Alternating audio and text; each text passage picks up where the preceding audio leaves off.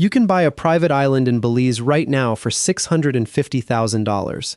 It sounds like a fortune, and compared to a studio apartment in San Francisco, it almost is not.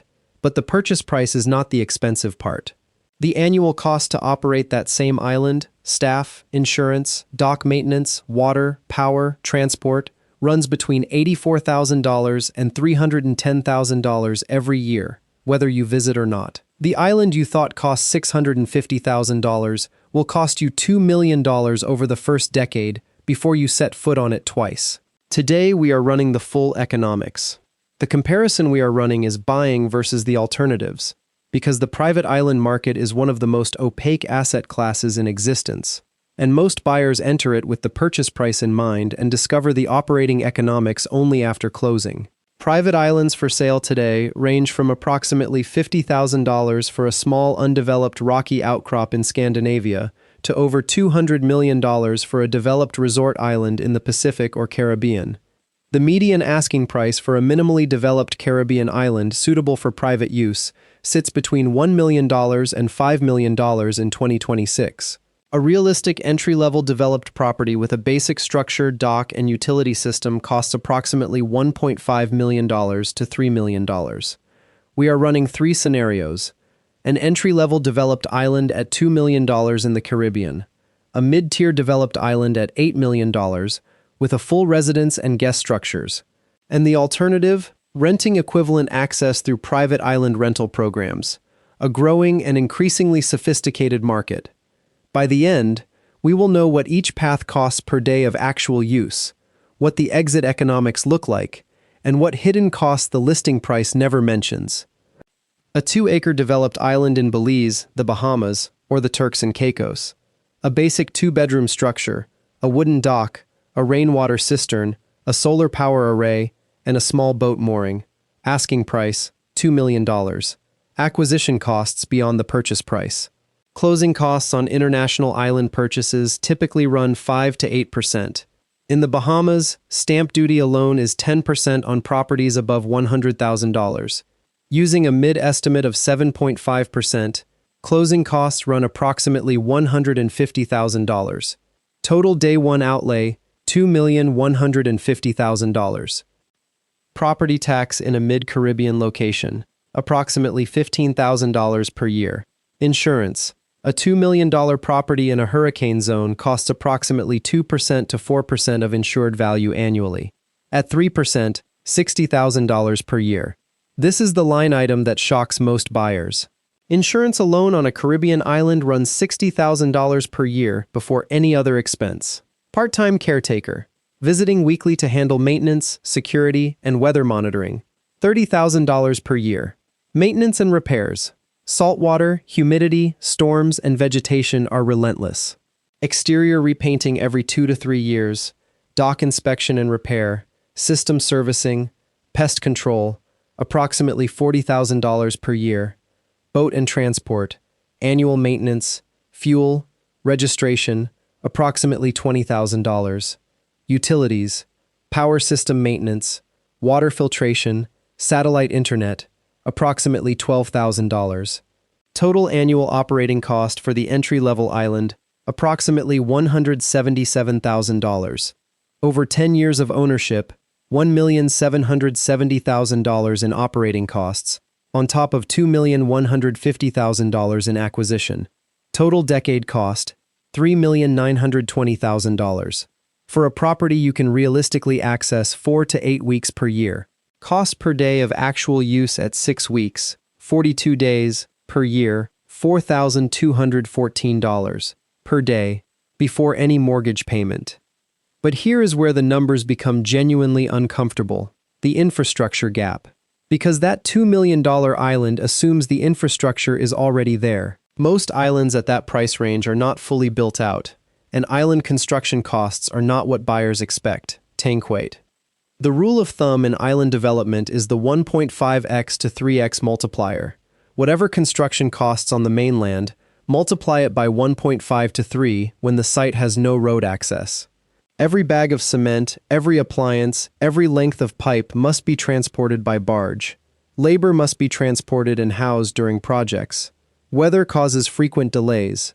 Specialized marine construction, docks, seawalls, underwater foundations, is inherently more expensive than equivalent land construction.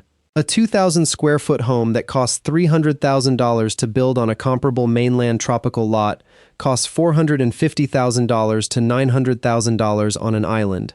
A dock that costs $80,000 on a mainland lakefront costs $150,000 on a remote island. The implication: entry-level island listings at $500,000 to $1 million showing undeveloped land are not entry-level in any meaningful sense.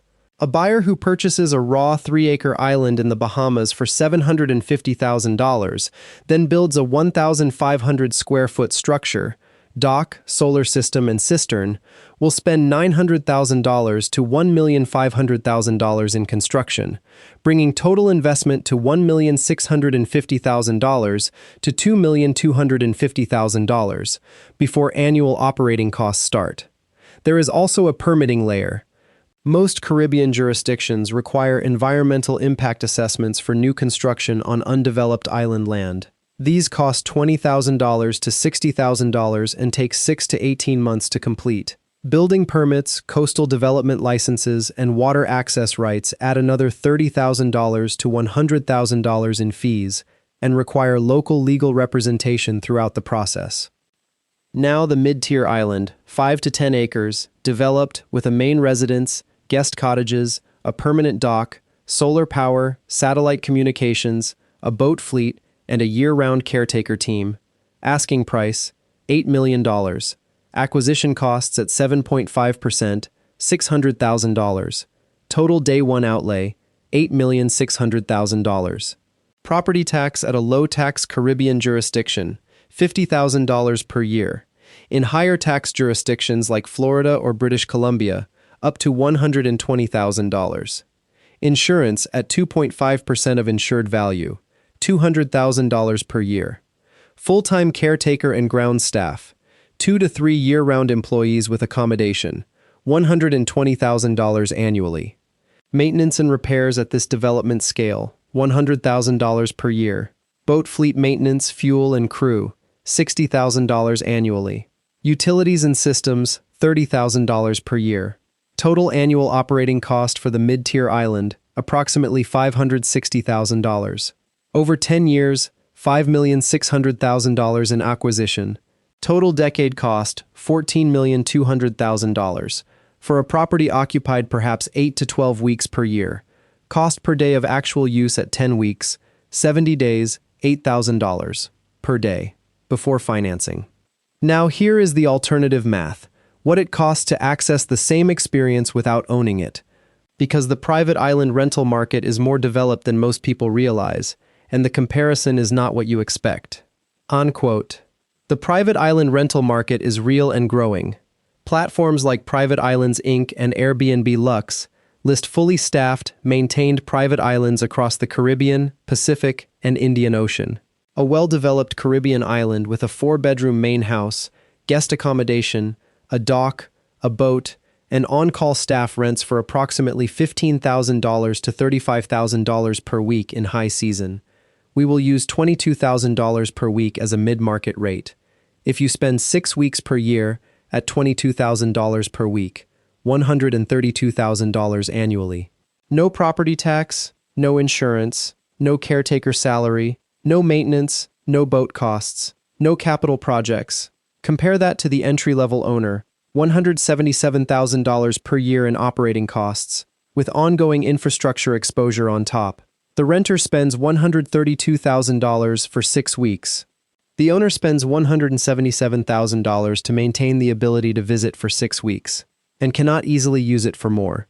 For the mid-tier owner at $560,000 per year, 10 weeks of rental at $35,000 per week, a rate equivalent to a staffed $8 million property, costs $350,000.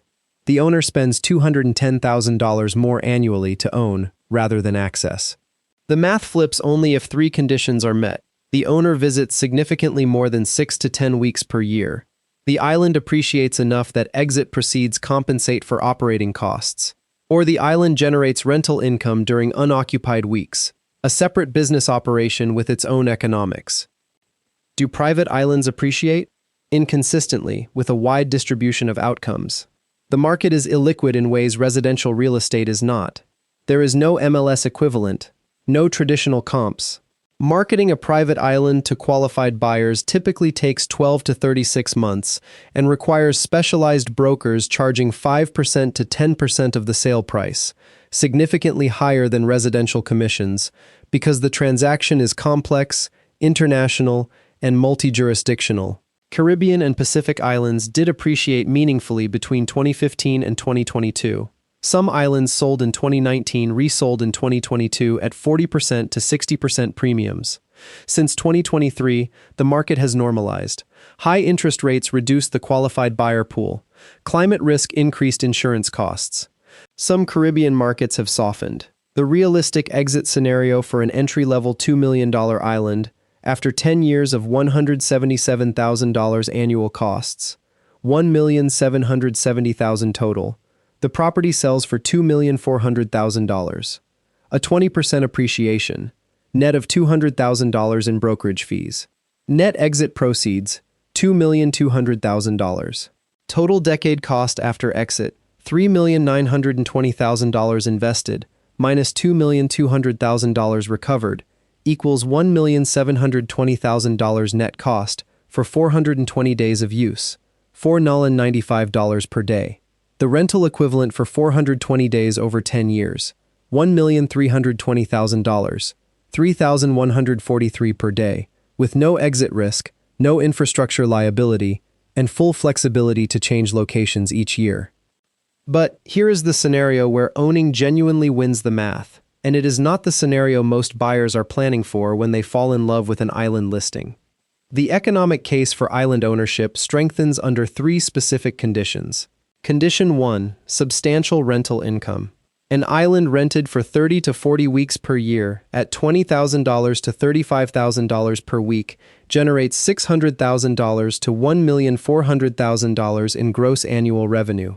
After operating costs of $250,000, net operating income of $450,000 per year at a 6% capitalization rate implies an asset value of $7,500,000.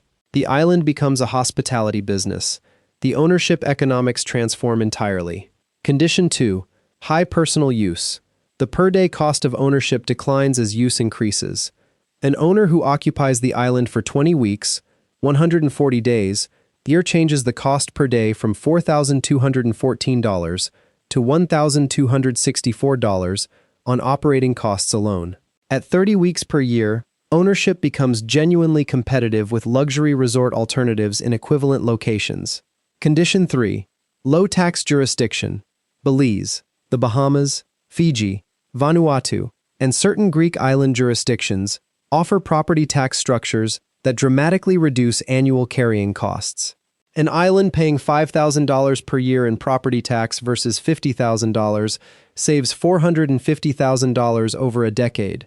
Jurisdiction selection is one of the highest leverage decisions in island ownership economics. Here is the complete picture.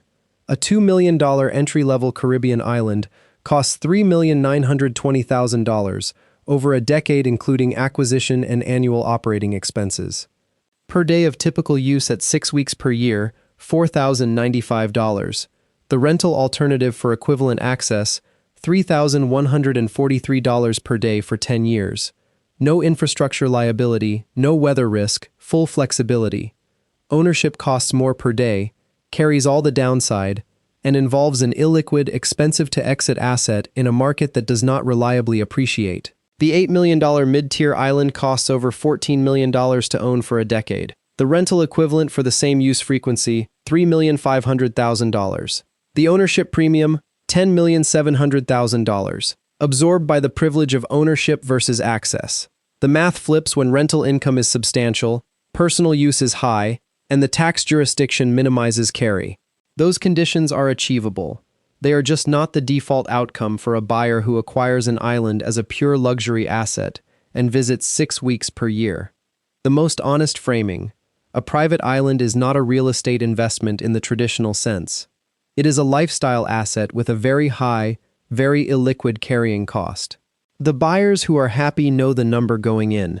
The ones who are not discovered the $177,000 annual operating cost after the wire cleared. Subscribe to Wealth with Jeff. Every week we run the real math on the assets most people price by the headline and never fully cost out.